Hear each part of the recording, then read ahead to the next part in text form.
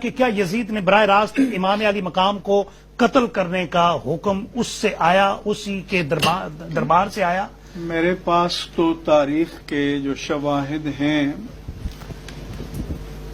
اس میں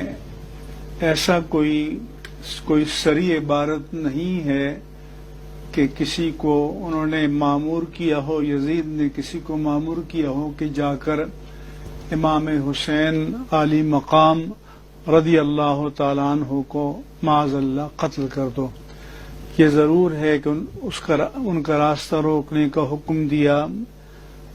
یہ ضرور ہے کہ ان پر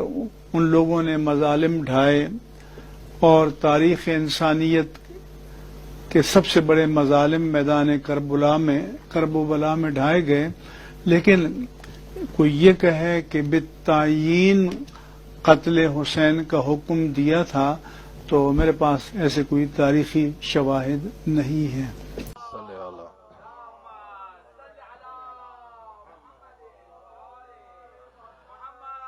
مفتی منیب صاحب یہ کہتے ہیں کہ میرے علم میں جو تاریخی شواہد ہیں اس میں نہیں ملتا کہ یزید نے امام حسین کے قتل کا حکم جاری کیا ہو۔ تو آج در عباس اٹلانٹا کے ممبر سے میں چاہتا ہوں کہ مفتی منیب صاحب کے علم میں وہ تاریخی شواہد لے آؤں جس سے یہ ثابت ہوتا ہے کہ یزید نے ہی امام حسین کے قتل کا حکم صادر کیا تھا۔ حکومت سنبھالنے کے بعد جو پہلا سرکاری حکم نامہ جاری کیا، یزید نے والی مدینہ ولید بن عتبہ کو خط لکھا اور اس خط میں یہ لکھا کہ حسین ابن علی سے فوراً بیعت لو اور کوئی دوسرا راستہ ان کے لیے نہیں ہے۔ اور جو عبارت لکھی ہے اس خط میں وہ یہ ہے کہ لیست فیہ رخصہ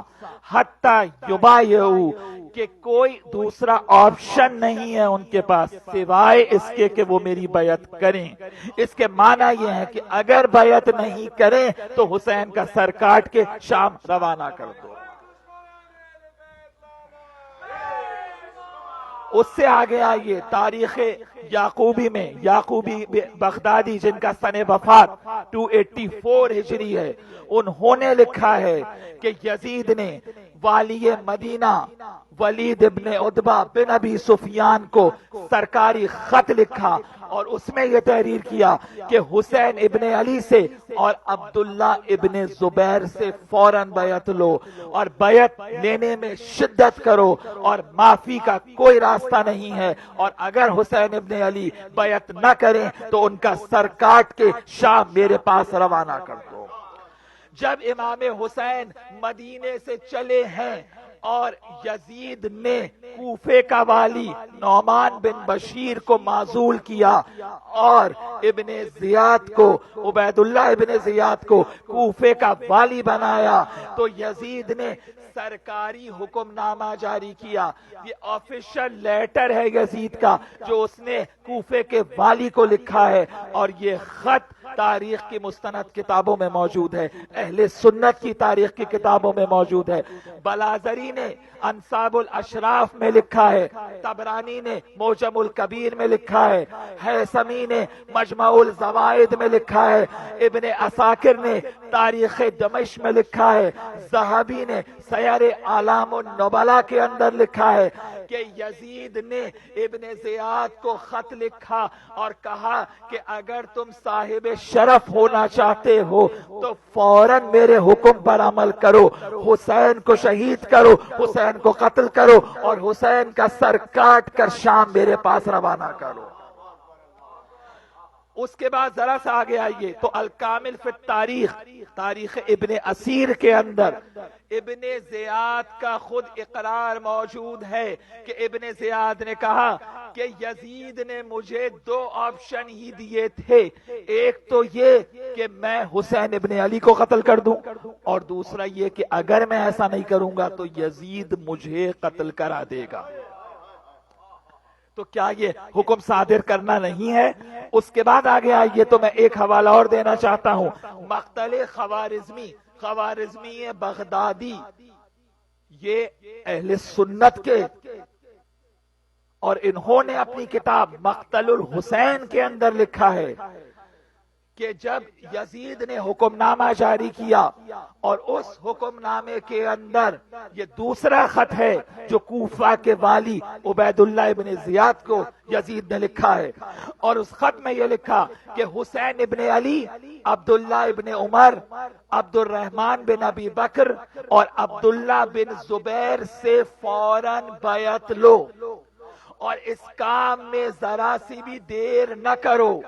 اور اگر یہ بیعت نہ کریں تو ان کا سر کاٹ کر شام روانہ کر دو۔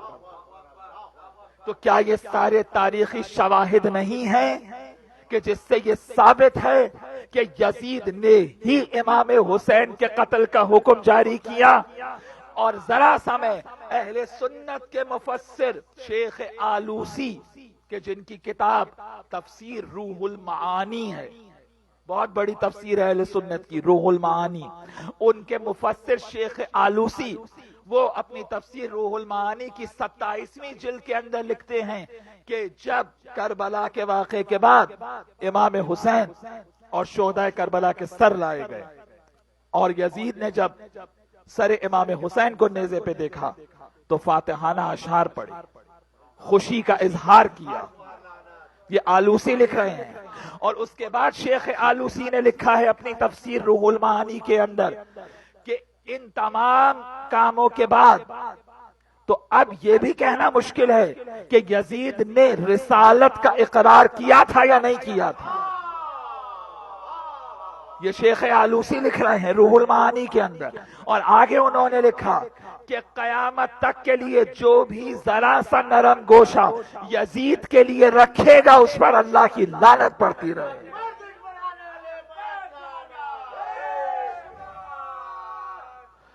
اور یہ تو بہت معروف ہے، تمام تاریخ کی کتابوں میں ہے کہ جب امام حسین کا سر نیزے پہ تھا، شہدائے کربلا کے سر لائے گئے تو یزید نے خوشی کا اظہار کیا اور کہا آج اگر میرے اجداد جو بدر و احد میں مارے گئے وہ ہوتے تو دیکھتے کہ میں نے کس طرح سے رسول کے نواسے کو قتل کر کے اپنے اجداد کا بدلہ لے لیا۔ یزید خود اقرار کر رہا ہے کہ میں نے قتل کیا، آپ کہہ رہے ہیں میرے پاس تاریخی شواہد نہیں ہے، تو ہم آپ کو اس منبر کے توسط سے تاریخی شواہد پہنچانا چاہتے ہیں کہ ان کتابوں کو پڑھیں اور اپنی عقل اور فکر کی راہ کو درست کریں۔